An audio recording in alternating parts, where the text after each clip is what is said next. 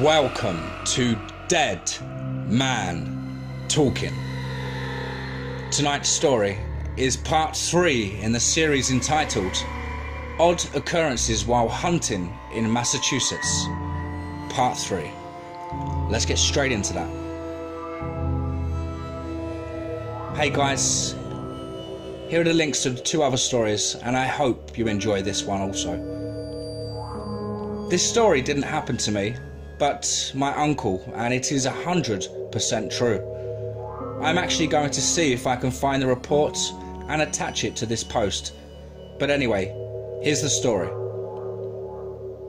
My uncle was, and still is, kind of a free spirit, much like myself.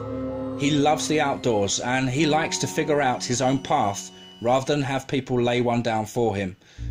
With that said, school was never really his thing. And when he graduated, he wanted nothing to do with college. He went to a state school for a little while before dropping out and eventually started wandering around for a bit. He moved back in with my grandparents and he started taking camping and fishing trips all over New England. On these trips, a lot of really strange things happened to him, and this is one of my personal favourites. I plan on posting the rest of them soon. He didn't give me a specific date or year, but it was in the 1980s, and he said that he was about 20 at the time of the story. My uncle was camping and fishing all across rural Maine, moving from place to place. He didn't have a car and was forced to either hike, walk or hitchhike to get where he wanted to go. Night, it was a really shitty weather, and he needed to get into town to pick up food and other supplies so that he could move to the next place. He said that it was a really long walk to town and he didn't want to make the walk in torrential rain, but he was desperate. The road he was on was pretty desolate from the way he described it. There were barely any cars and it was surrounded by trees on both sides with heavy brush. The road itself was paved, but it was rough in shape and often looked like a logging trail than a functioning roadway. But it served its purpose. He said he started to walk pretty late because he wasn't sure if the rain was going to stop or not, and he was hoping it would, so he wouldn't get soaked as he went. This was back in the 80s and he didn't have a cell phone or anything he could check the weather with. So he tried to wait it out. Sadly, the rain persisted and he was forced to make the trek. As he was walking, he said he was passed by a few cars and tried to flag them down, but no one would stop. Most likely because back then he had a full beard, long hair to his shoulders, and looked homeless. But that's besides the point, right? Eventually, my uncle succeeded in flagging down a car and they let him in. There were 2 people in a car, a man and his wife. The man was in his 30s and looked like a typical backcountry guy. He had a grey trucker's hat, a dark blue t-shirt with some obvious stains on it, and a pair of worn out jeans and a pair of work boots on. He noticed the man was carrying a pistol, which wasn't out of the norm. For the part of Maine he was in due to the amount of bears. He said the guy's wife had a green jacket on, a tattered pair of jeans and boots as well. "Hey, thanks for the ride. I'm trying to get into town. Are you headed that way?" he asked. "Yes sir, we live right outside town. I can give you a lift now," said the guy. Now, as they made their way into town, they obviously started talking. Mostly it was about what my uncle was doing out so far back in the woods and why he didn't have any way of getting back and forth from town. He explained that he was moving from place to place, camping as he went. The guy asked if he was alone, and he said he was. He then asked if anyone would notice if he went missing. Now, my uncle can be a petty, obviously guy sometimes, but this question struck him as really weird. Who the fuck says that type of thing? especially to someone they just picked up on the side of the road.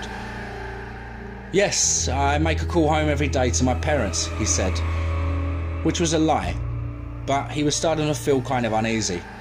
From there on, the conversation got really weird. He said he referenced to his 44 a few times as his killing tool. He waved it around a few times and even pointed it at his wife.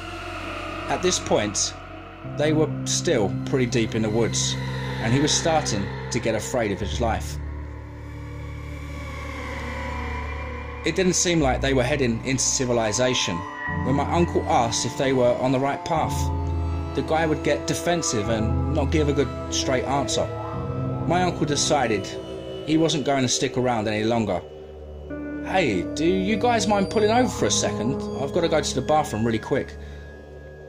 He said the guy didn't want to let him out the car. He said he kept saying that they were going to be there soon and that he could hold it. But eventually, my uncle wore him down. "Be quick," the guy said, pointing his gun in my uncle's direction. That was all he needed. He walked to the tree line and then booked it. He said he didn't look back, even after he heard yelling and a gunshot. Eventually, he said he got far enough off the road that he felt safe and waited. After about 10 minutes, he said he saw the guy's car rolling with the high beams on, slowly, looking through the woods with a flashlight. From where my uncle was, he knew he couldn't be seen, so he just watched them until they disappeared and moved along the road through the woods. Eventually, he made his way to town by going in a complete opposite direction that the car was taking him. The first thing he did was report it to the local police. He gave them the guy's name and license plate, but after that, he heard nothing. My uncle just brushed the whole situation off and went back to just camping and moving along. A few months after the trip was over and my uncle was back home in Massachusetts, my grandfather got a knock at the door. It was a state police officer. "Hello, sir. Is this the residence of..." "Yes, can I ask what this is about?" my grandfather asked.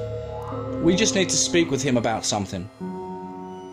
My grandfather got my uncle and he stepped outside with the officers. About 20 minutes later, he came back into the house and my grandfather was about to beat his ass. "Jay, what the fuck did you do?" "Nothing, Dad. Let me explain." My uncle told him the story about the hitchhiking and the guy he got in the car with and how he was acting.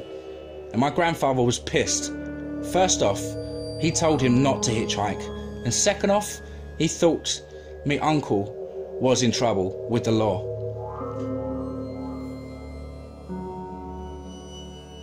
"No, Dad, listen. The officers were telling me that I was being called as a witness."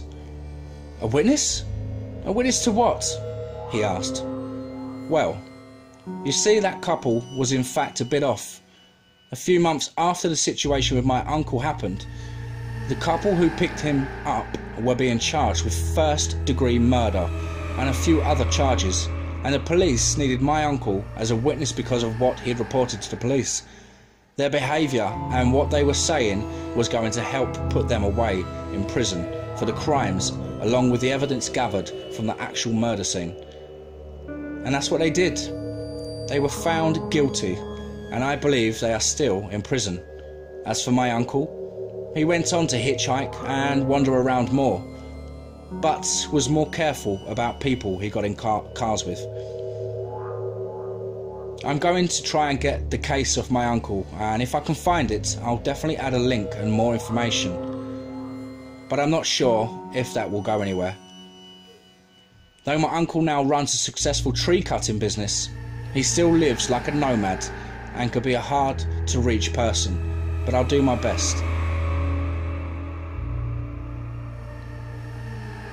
Wow, I hope you guys enjoyed that update for our series part 3 there. Please do let me know down below in the comments. Of course, please do like and share. And remember folks, be safe, not sorry.